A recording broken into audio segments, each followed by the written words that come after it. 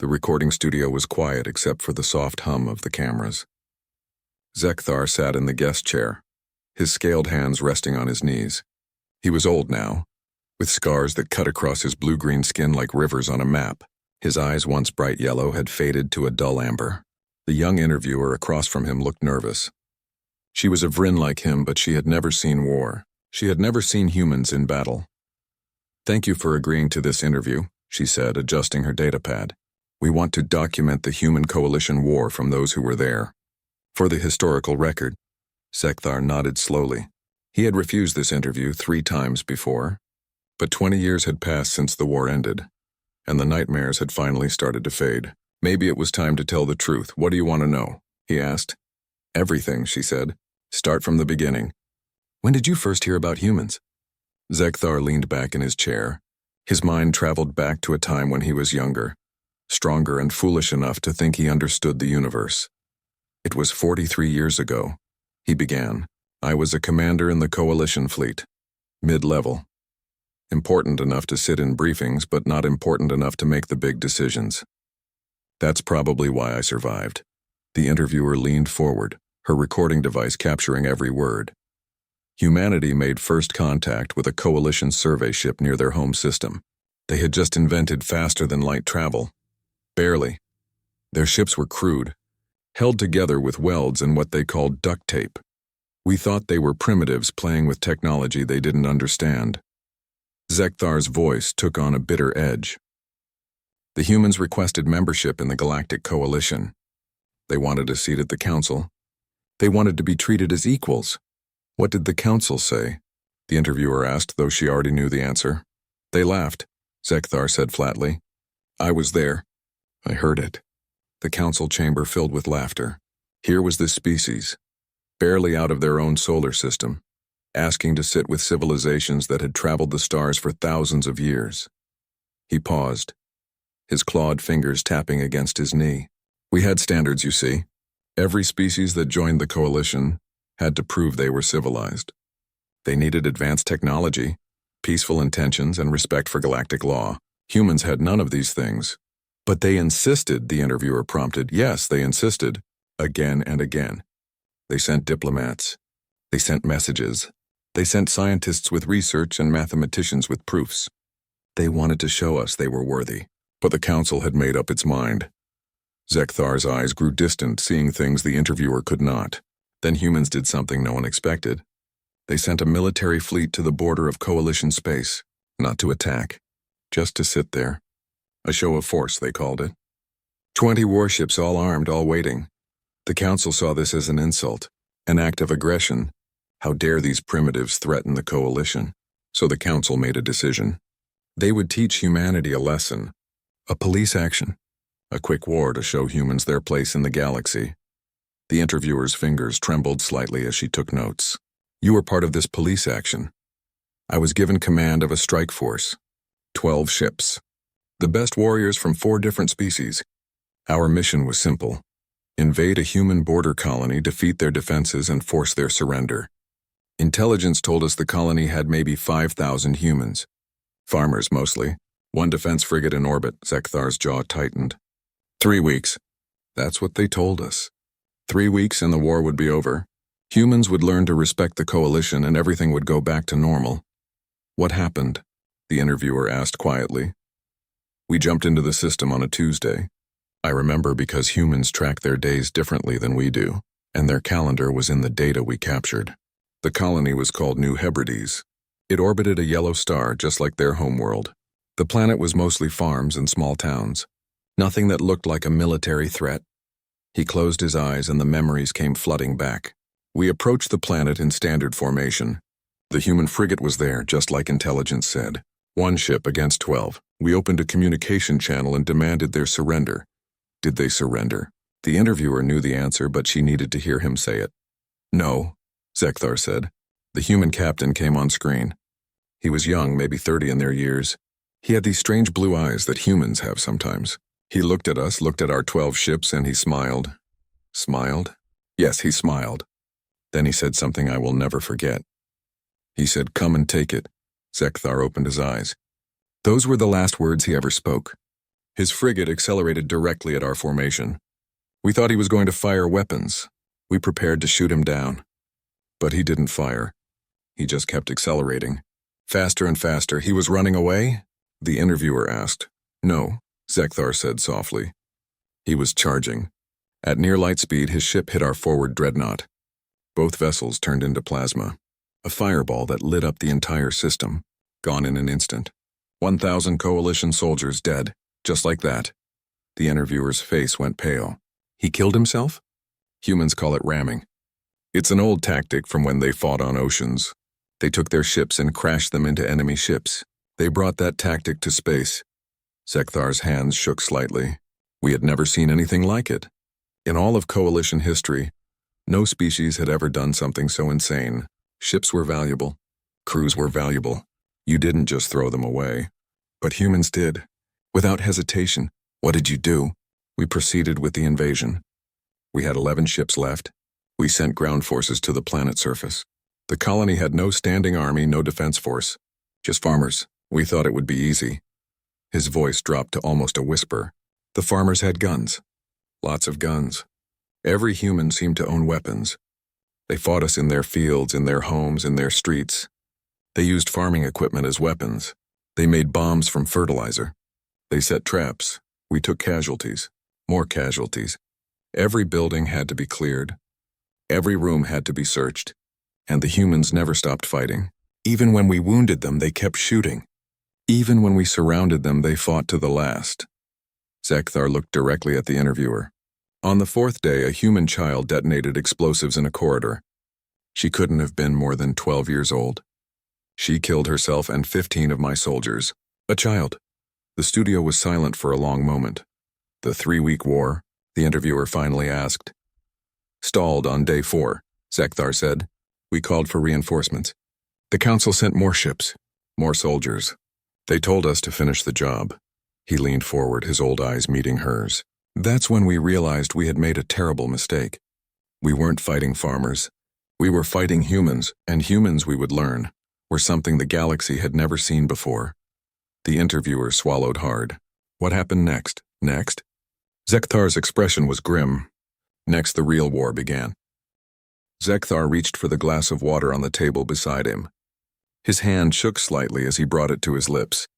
The interviewer waited patiently, knowing that what came next would be difficult for the old veteran to relive. The reinforcements arrived 2 weeks later. Zekthar continued. 30 more ships. 5,000 more troops. The council was angry now. How dare these primitives resist? How dare they kill coalition soldiers? The new commander, a Thorian named Krell, had orders to end this quickly. Did he? The interviewer asked. He tried. Krell was a decorated officer. He had fought in 6 campaigns across the galaxy. He thought humans were just another enemy to defeat. Zekthar's expression turned dark. He was wrong. The old veteran set down his glass and folded his hands together. Krell decided to bypass the colonies and strike at Earth itself. He thought if we threatened their home world, they would surrender. We jumped our fleet into their solar system, ready to bombard their cities from orbit. What stopped you? Everything stopped us, Zekthar said. Earth wasn't some helpless planet. It was a fortress. Humans had defense platforms everywhere, weapons satellites, missile bases on their moon, ships hiding behind asteroids. It was like they had been preparing for war their entire existence. He shook his head slowly. Because they had been. We learned this later. Humans have fought each other for their entire history. Wars that lasted years, decades, sometimes centuries. They had weapons we couldn't imagine. Strategies we had never seen. They treated war like a science. The battle for Earth lasted 3 days. Zekthar continued. We lost 8 ships. Krell himself died when a human missile breached his flagship's bridge. I took command of what was left in order to retreat. The interviewer's eyes widened. You retreated? I had no choice. Half our forces were gone. The humans were still fighting at full strength. If we stayed, we would all die. Zekathar's voice hardened. That's when the council finally understood. This wasn't a police action anymore. This was a real war. He stood up from his chair and walked to the window. Outside, the city of the Coalition homeworld stretched into the distance. Peaceful, orderly, safe. Nothing like the battlefields he remembered. The Council mobilized the full coalition military. Ships from every member species, the largest fleet in galactic history, 2,000 warships. They gave command to General Thax, the best military mind in coalition space. I served under Thax, Zekthar said. He was brilliant, tactical, strategic. He studied the humans carefully. He watched their patterns, learned their tactics. He told us that humans were dangerous, yes, but they could be beaten. We just had to be smarter. The old veteran turned back to face the interviewer. Thax's first campaign targeted human supply lines. He knew humans needed food, fuel, and ammunition. Cut off their supplies and they would weaken. It was sound strategy. It should have worked, but it didn't. It worked at first, Zekthar admitted. We destroyed human cargo ships. We blockaded their supply routes. We watched their colonies run low on resources. We thought we were winning. He sat back down, his movements slow and tired. Then the humans adapted. They always adapted. They started growing food on their warships. They recycled everything. They found ways to make fuel from ice and gases in space. Things we thought were impossible, they made work. More than that, he continued, they captured our supply ships. They reverse-engineered our technology. Within months, humans were building weapons using coalition designs. They took our advanced shields and put them on their primitive ships. They learned our encryption and listened to our communications. The interviewer scribbled notes frantically. How did they learn so fast? Because humans are survivors, Zekthar said simply. On their world, everything tried to kill them. Predators, diseases, weather, other humans. They evolved to adapt or die. So they adapted to us. He leaned forward, his voice intense. Let me tell you about human Marines. That's what they called their ground soldiers. Marines. We encountered them on a mining colony called Titan Station. It was built inside an asteroid. Freezing cold, thin atmosphere, toxic gases. We thought only our special environmental troops could fight there. The humans had 300 Marines defending that station. We sent 2,000 soldiers to take it. The battle lasted 6 hours. Zekthar's hands clenched into fists. We lost 1,800 soldiers. The humans lost 50. How? The interviewer breathed. They knew that station better than their own bodies. They used the environment as a weapon. They vented sections to freeze our troops. They released toxic gases into corridors. They set traps in the dark. And they never stopped fighting. Zekthar's voice took on an edge of respect mixed with horror. I spoke to one of the survivors after we finally took the station. A human sergeant. He had been shot 4 times. His armor was melted. His face was burned. He should have been dead, but he was still conscious, still alert. You know what he said to me? The interviewer shook her head. He said, you should see the other guys. Then he laughed. He was dying, and he laughed. The studio was quiet except for the soft whir of recording equipment. That's when I started to understand, Zekthar continued. Humans don't just fight to win. They fight because something in them refuses to quit. They have a word for it, spite. They will keep fighting out of pure spite. General Thax tried everything, the veteran said. He tried overwhelming force. He tried surgical strikes. He tried cutting them off. He tried negotiating. Nothing worked. Every time we thought we had them cornered, they found a way out. Every time we tried a new tactic, they countered it. The worst part was watching them learn, Zekthar said quietly. After every battle, win or lose, the humans studied what happened. They recorded everything. They analyzed everything. Then they changed. New tactics, new weapons, new strategies. We were fighting a different enemy every month. He rubbed his scarred face with one hand. There was a battle at a place called New Lisbon. We won. Destroyed the human fleet, occupied the planet. It was a clear victory. 3 weeks later, we fought the same human commander at New Dublin. We used the exact same strategy that had worked before. Let me guess, the interviewer said. It didn't work the second time. We were slaughtered, Zekthar confirmed. The humans had studied the first battle. They knew exactly what we would do. They prepared for it. They turned our own tactics against us. I lost half my ship's crew in that fight. How long did the war last? The interviewer asked. 18 months of active fighting, Zekthar said, but it felt like years. Every day brought new casualties. Every battle was harder than the last. The humans kept getting stronger while we got weaker. He looked at the interviewer with tired eyes. You asked me when I first heard about humans. Now let me tell you when I first feared them. It was during the battle for New Dublin. I was on the bridge of my ship, watching the tactical display. We were losing badly and I realized something. What? the interviewer whispered. The humans weren't trying to survive, Zekthar said. They were trying to win. There's a difference. Survival means lasting until tomorrow. Winning means making sure the enemy doesn't. He stood again, his old bones creaking. That's what made them terrifying. Every other species in the galaxy fights to survive. Humans fight to win. They will sacrifice anything, risk everything, lose everyone, if it means victory in the end. After New Dublin, I asked for a transfer, Zekthar admitted. I didn't want to fight humans anymore. But the council denied my request. They said every experienced commander was needed. So I stayed. I fought, and I watched the war turn into something none of us could have imagined. The interviewer had filled 3 data pads with notes. She called for a break, offering Zekthar time to rest. But the old veteran shook his head. Now that he had started talking, he needed to finish. The memories were flowing like water from a broken dam, and he couldn't stop them even if he wanted to. You need to understand something about the galaxy, Zekthar said when they resumed. The coalition has existed for 5,000 years. In all that time, we encountered hundreds of species. Some became members, some chose to stay isolated, but they were all similar in one important way. What way? The interviewer asked. They all evolved on safe worlds, Zekthar explained. Planets with stable climates, gentle predators, abundant food. The galaxy is mostly peaceful. Life grows slowly, carefully. Intelligence develops in harmony with nature. He paused, choosing his words carefully. Earth is not like that. Earth is a death world. That's what we call it now. A planet where everything is trying to kill you. Extreme weather. Massive predators, diseases, volcanoes, earthquakes, ice ages, mass extinctions. Humans evolved by surviving things that would have wiped out any other species, Zekthar continued. They didn't develop intelligence to build art or philosophy.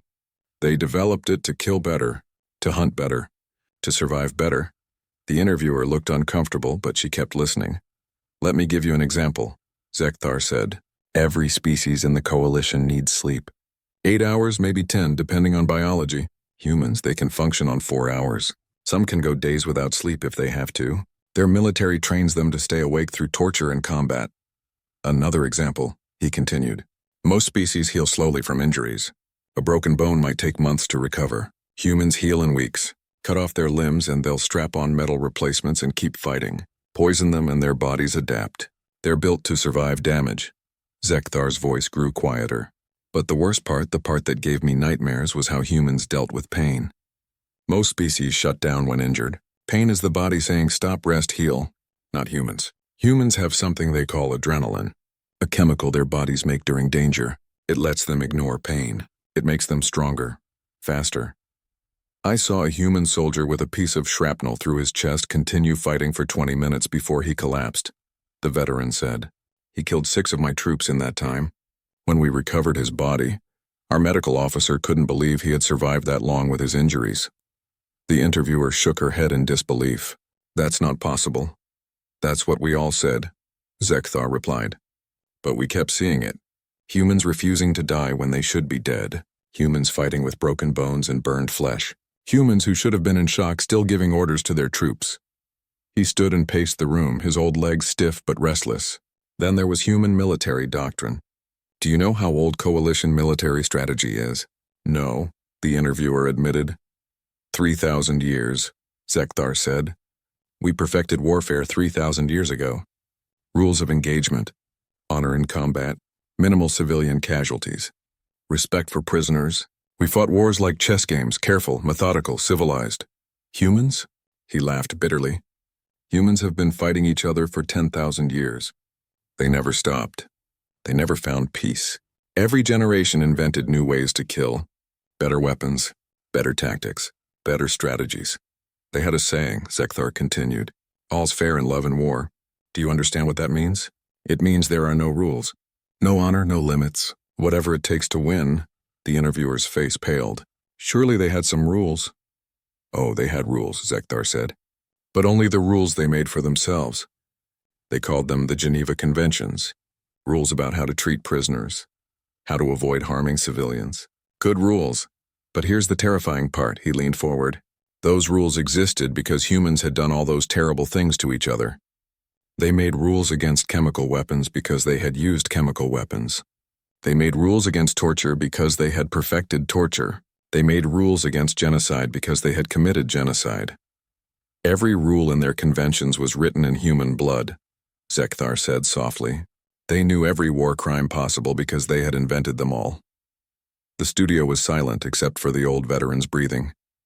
We didn't have rules like that, he continued. The coalition never needed them. We fought honorable wars, clean wars. But humans? They had fought every kind of war imaginable, and they brought all that knowledge to fight us. Give me an example, the interviewer said. Psychological warfare, Zekthar replied immediately. Coalition forces don't use it. Why would we? We fight with honor. But humans? He shook his head. Humans are masters of fear. They would broadcast recordings of battles into our ships, he explained. Screams of dying soldiers. Messages from captured crews. They wanted us afraid before we even engaged them. They painted symbols on their ships, he continued. Skulls, predators from their world. Warning signs. They wanted us to know death was coming. They gave their weapons terrifying names, Zekthar said. The Widowmaker, the Reaper, Hellstorm. They understood that war wasn't just about killing the enemy. It was about breaking their will to fight. He sat back down, suddenly looking very old. And it worked. After 6 months of fighting humans, coalition troops started refusing orders. They didn't want to board human ships. They didn't want to fight human marines. They were afraid. The coalition high command didn't understand, Zekthar said. How could our brave soldiers fear these primitives? So they sent psychologists to study the problem. You know what they found? The interviewer shook her head. The psychologists found that fighting humans was different from any combat our troops had experienced. Humans didn't fight like rational beings. They fought like cornered animals, desperate, vicious, unpredictable. Our soldiers' brains couldn't process it. They developed what humans call post-traumatic stress. Ironic, isn't it? Zekthar said with a bitter smile. Humans gave us a human condition. What about human tactics? The interviewer asked. You mentioned they kept changing. Constantly, Zekthar confirmed. Humans had thousands of years of military history to draw from. Ancient tactics, medieval tactics, modern tactics. They mixed them all together in ways we couldn't predict. Sometimes they would fight like ancient warriors, he explained, charging directly at us with close-range weapons. Other times they would fight like guerrillas. Hit and run, ambushes, traps. They used kamikaze tactics, Zekthar said, his voice dropping, named after ancient human pilots who crashed their aircraft into enemy ships. Humans would load small ships with explosives and ram our vessels. Every time. We lost so many ships to ramming. They used biological warfare, he continued. Nothing that violated their Geneva Conventions, they were careful about that. But they would release harmless bacteria on our ships that would break down our food supplies, or they would adjust atmosphere levels to make us drowsy and slow. They used information warfare, Zekthar said, hacking our computers, feeding us false intelligence, making us see threats that didn't exist. They turned our own technology against us. Every battle was different, he explained. We could never prepare because we never knew what they would try next. Ancient tactics mixed with future technology. Honor mixed with treachery. Logic mixed with madness. The interviewer was writing frantically, trying to capture everything. How did coalition forces cope? Badly, Zekthar admitted. Morale collapsed. Desertion increased. Some species threatened to leave the coalition rather than keep fighting. The council tried to hide the casualty numbers, but rumors spread. By month 12, we had lost over 100,000 soldiers, he said. Humans had lost 3 times that number. But the difference was they didn't care. They kept recruiting. They kept fighting. They acted like the war had just started. I remember a conversation with a captured human officer, Zekthar said. I asked him why humans wouldn't surrender. Why they kept fighting when they were losing so many people. You know what he told me? What? He said humans had fought 2 world wars on Earth, conflicts that killed millions, devastated entire continents, and they survived. This war with the coalition, he called it Tuesday. Zekthar's hands trembled slightly. That's when I realized we couldn't win. Not really. We could kill every human in the galaxy, and the last human would still be fighting. They didn't have a surrender reflex. Evolution had burned it out of them. So what happened? The interviewer asked. How did the war end? It didn't end, Zekthar said grimly. Not yet. First came the Battle of Proxima Station, the battle that changed everything. Zekthar stood and walked to the window again. The interviewer noticed his hands were shaking more now. Whatever he was about to describe, it still haunted him after all these years. Proxima Station was humanity's main shipyard, he began, located in the Proxima Centauri system near Earth. It was where they built and repaired their warships. Intelligence told us it was protected by moderate defenses. Maybe 50 ships, some defense platforms, standard stuff. The Coalition High Command decided to end the war with one massive strike, Zekthar continued. We gathered a quarter of our entire fleet, 500 warships, the largest battle force in Coalition history. The plan was simple. Jump in, destroy the shipyard, cripple human ship production, force them to negotiate. He turned to face the interviewer, his expression dark. I was given command of one of the assault wings. 50 ships under my direct control. I remember the briefing before we jumped. Everyone was confident. This was it. The killing blow. We jumped into the Proxima system on a Monday morning human time, Zekthar said. Our sensors immediately started scanning for targets. And that's when things went wrong. What happened? The interviewer asked, leaning forward.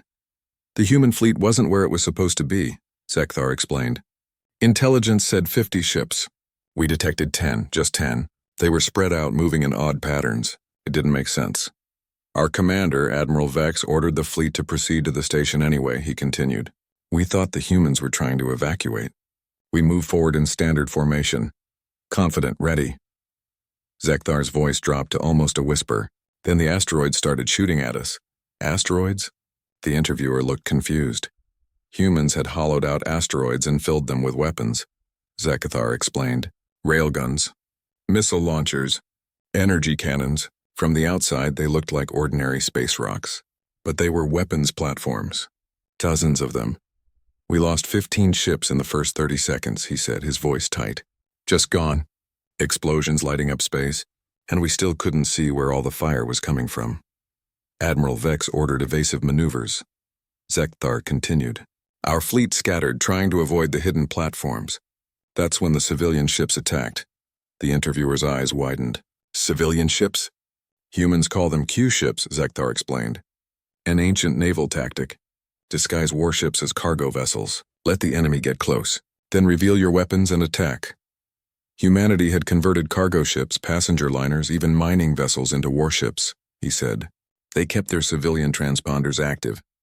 They looked harmless on our sensors, but they were armed with military-grade weapons, hidden guns, concealed missile tubes. When we scattered from the asteroids, we moved right into the Q-ships, Zekthar said. They were all around us. 50 vessels we had completely ignored because they looked harmless. They opened fire at point-blank range. His hands gripped the windowsill. It was chaos. Pure chaos.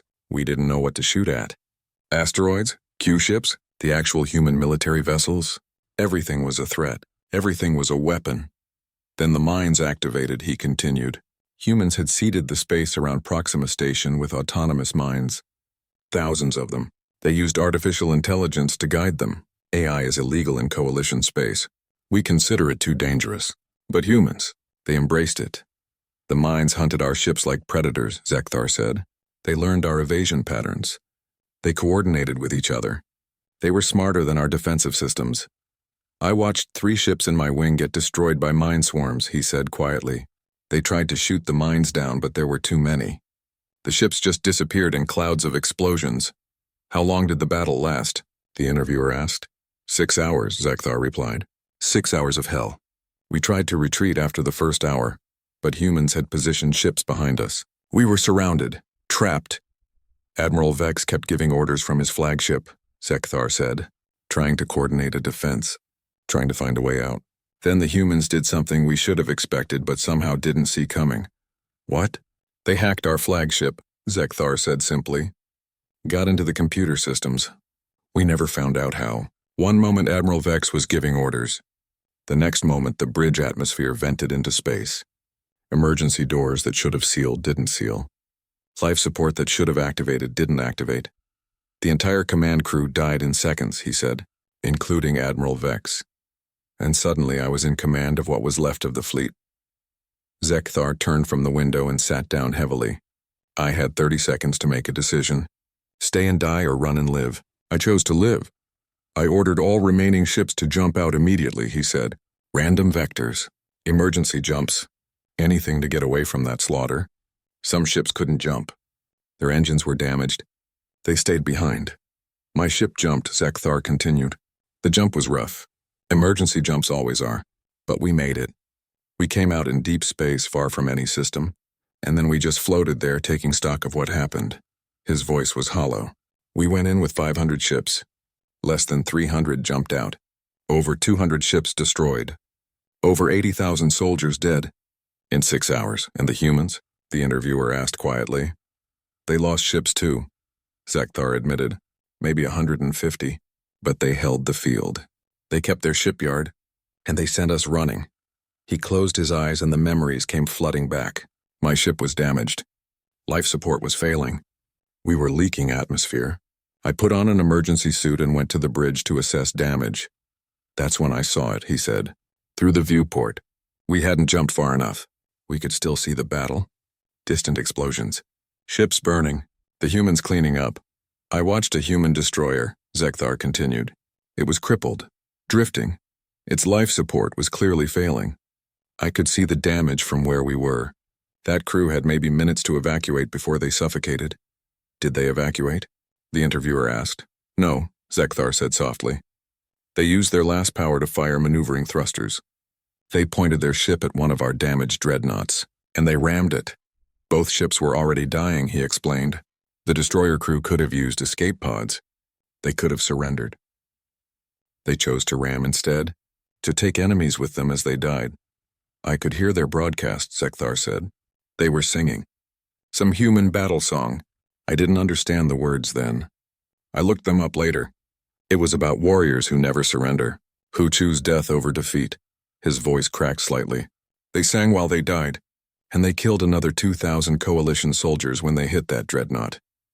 The studio was quiet except for Zekthar's ragged breathing. I spent 6 hours in that escape pod, he continued, watching the battle, watching humans win, watching my people die, and I had time to think. What did you think about? The interviewer asked gently. I thought about how we had completely misunderstood humans, Zekthar said. We thought they were primitive. We thought they were weak. We thought we could defeat them easily. But humans don't fight like we do, he explained. They don't follow rules. They don't value honor over victory. They use every trick, every tactic, every weapon they can imagine, and they never, ever give up. The Battle of Proxima Station should have been our victory, Zekthar said. We had more ships, better weapons, superior training. We should have won easily. But humans turned everything into a weapon, he continued. Asteroids, civilian ships, computer viruses, even their dying vessels. They made us fight on their terms, in an environment they controlled, using tactics we had never seen. And they won, Zekthar said simply. They beat the largest fleet in coalition history. They proved that numbers and technology don't matter if your enemy is willing to do whatever it takes to win. He looked at the interviewer with tired eyes. That battle broke the coalition's will to fight. Not immediately, but the news spread. 200 ships lost, 80,000 dead. And for what? The shipyard was still operational. Humans were still building ships. The council called for an emergency session, Zekthar said. They wanted to know how we lost. They wanted explanations. They wanted someone to blame. But there was no one to blame, he continued, except ourselves. For starting a war with a species we didn't understand. For underestimating an enemy who had survived everything their death world could throw at them. After Proxima Station, everything changed, Zekthar said. The war continued for another 6 months. But everyone knew how it would end. The only question was how many more would die before we admitted the truth. The interviewer looked at her chrono and realized they had been talking for 3 hours. But she couldn't stop now. Not when they were so close to the end of the story. She poured fresh water for both of them and settled back into her chair.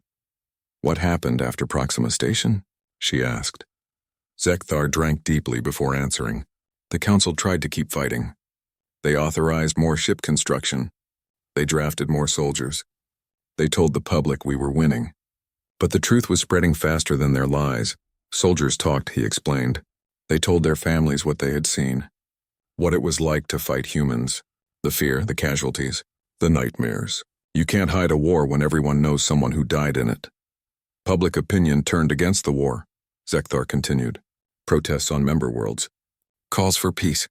Some species threatened to leave the coalition if the fighting continued. The council was losing control. He set down his glass and folded his hands. But the council couldn't just stop fighting. We had lost too many people to quit without something to show for it. Pride, you see. Coalition pride. We needed to save face. So they kept the war going, Zekthar said bitterly. Smaller battles. Border skirmishes, raids, nothing decisive. Just enough to pretend we were still trying to win while we figured out how to end this mess. And the humans? The interviewer asked. Humans kept fighting, Zekthar said simply. Every battle. Every skirmish. They fought like the war had just started. Like they had unlimited soldiers and unlimited resources. But they didn't, he continued. We learned later that humanity was bleeding resources. Their economy was strained. Their populations were exhausted. They were hurting just as much as we were. The difference? Zekthar's expression was grim. Humans would never admit it. They would keep fighting until every last human was dead. That's what scared the council most. We could keep killing humans for decades, maybe centuries, and they would never surrender. There's a human saying, he added, victory or death. Not victory or surrender, death. That's their choice. The interviewer shifted in her seat. So how did it end? Projections, Zekthar said. The Coalition Science Division ran thousands of simulations. Best-case scenarios, worst-case scenarios, all the possibilities. Every simulation said the same thing, he explained. The Coalition could win through attrition eventually. Given enough time and enough soldiers, we could grind humanity down to nothing. How long? The interviewer asked. 50 years, Zekthar said flatly. Minimum. More likely 100, and the cost would be trillions of lives. Not millions, trillions. Coalition species would be devastated. Some might go extinct from the casualties. And that assumed humans didn't adapt faster than we could fight, he added. Which, given their track record, they probably would. So maybe the war would last 200 years. Maybe more. The council looked at those numbers, Zekthar said. They looked at the protests. They looked at the threats from member species. And they made a decision. They sued for peace, the interviewer said. Yes, Zekthar confirmed. Secretly at first. Back-channel communications, feeling out whether humans would negotiate. The council was terrified humans would demand unconditional surrender. Demand territory. Demand reparations. But humans surprised us again, he said with a slight smile. They came to the table willing to talk. They wanted peace too. They were just too stubborn to ask for it first. The negotiations took 3 months, Zekthar continued. Both sides had demands. Lines they wouldn't cross. The humans had one major demand that the council almost rejected. What was it? The interviewer asked. Full coalition membership, Zekthar said. Not probationary membership. Not limited membership. Full membership with all rights and privileges, including a seat on the council. The council members were furious, he explained.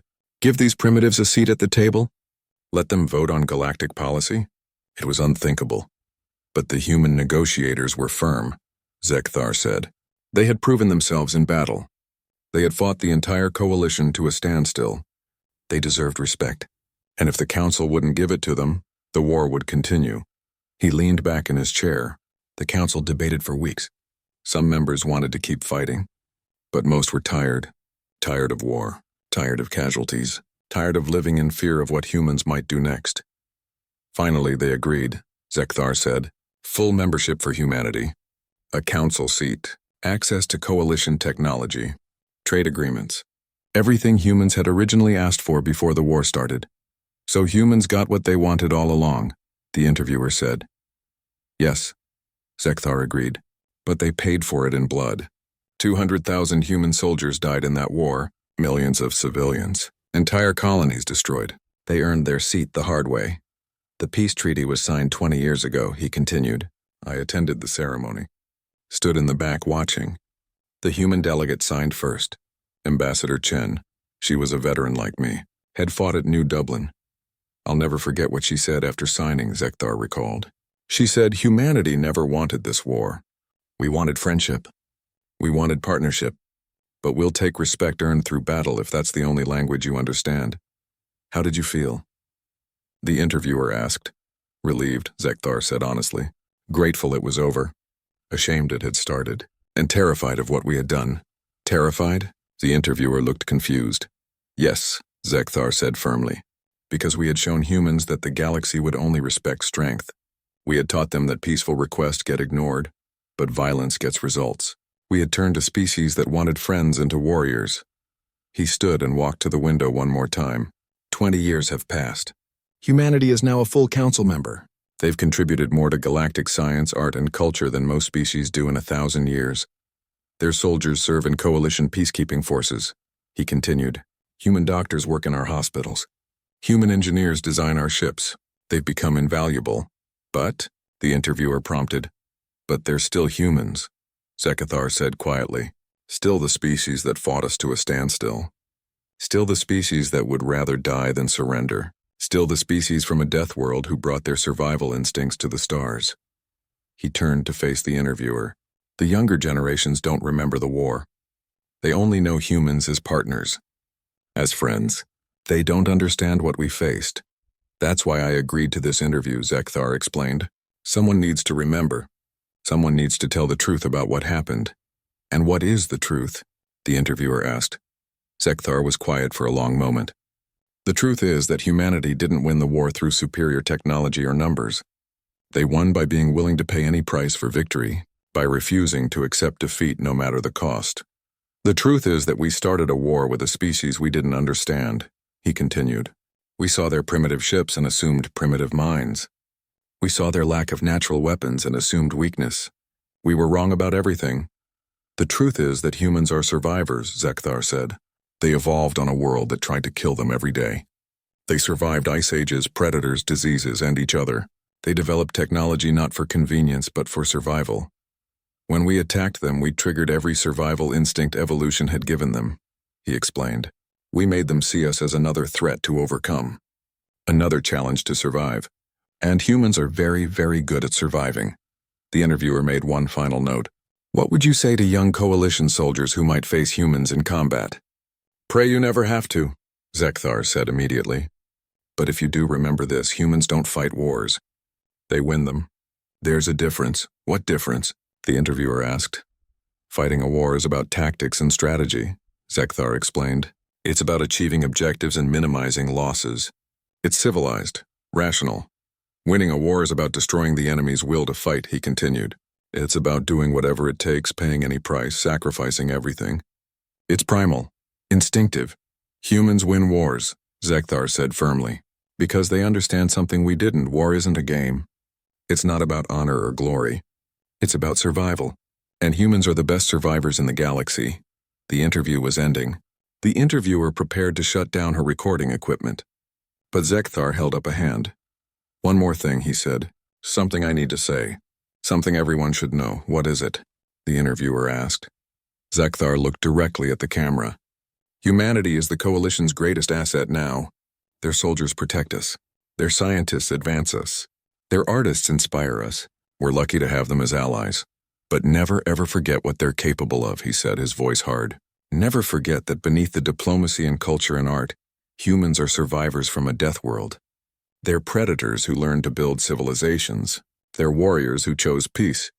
Treat them with respect, Zekthar continued. Value their friendship. Honor their contributions, because you never want to see what happens when humans choose war again. He paused, letting his words sink in. The Battlefront was a nightmare because humans don't fight to survive. They fight to win. And they're very, very good at it. The camera finally shut off. The interview was over. The interviewer sat back in her chair, overwhelmed by everything she had heard.